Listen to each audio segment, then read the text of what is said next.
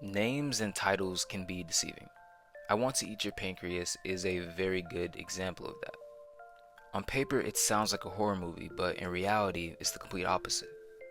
This film is one of the most emotional, heartfelt, and beautifully tragic stories anime has to offer. It's not about fear, it's about life, love, and the importance of the time we share with others. And in today's video, I want to break down why I Want to Eat Your Pancreas is so much more than its bizarre title, and why it might just break your heart in the best possible way. So first, let's talk about that title.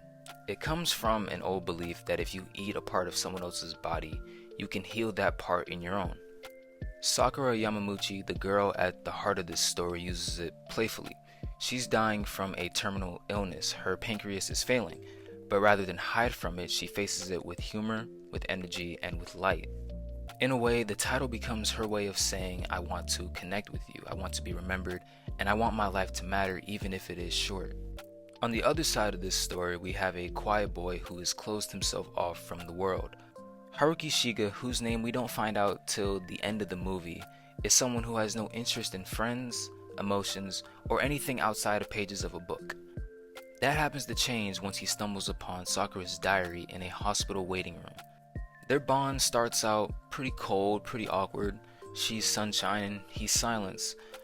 But as they spend more and more time together, something begins to shift. This isn't some perfect romantic story. It's unpolished, it's honest. You're watching two lonely souls not trying to save each other, but learning how to live just by being there.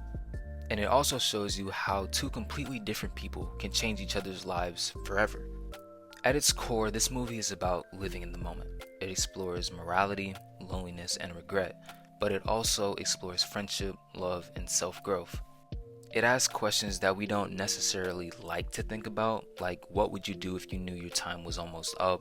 How would you want to be remembered? And most importantly, how can someone who's only in your life for a short while leave a permanent mark?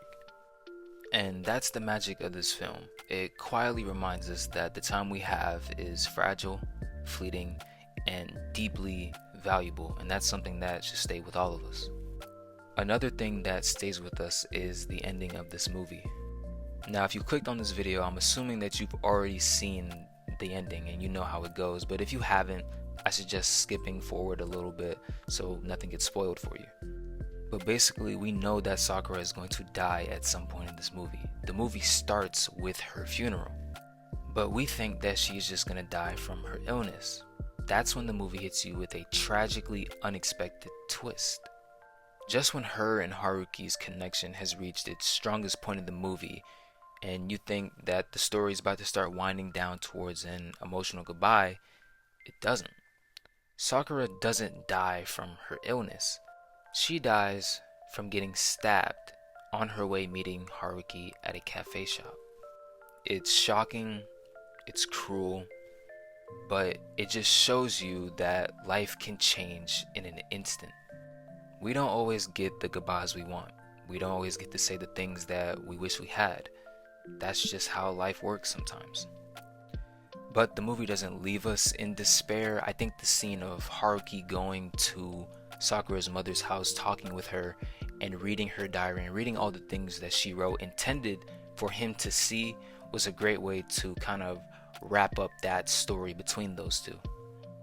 When you really dissect this movie, it is a really sad film, but it is also a reminder to just live your life the best way you can with the time that you have.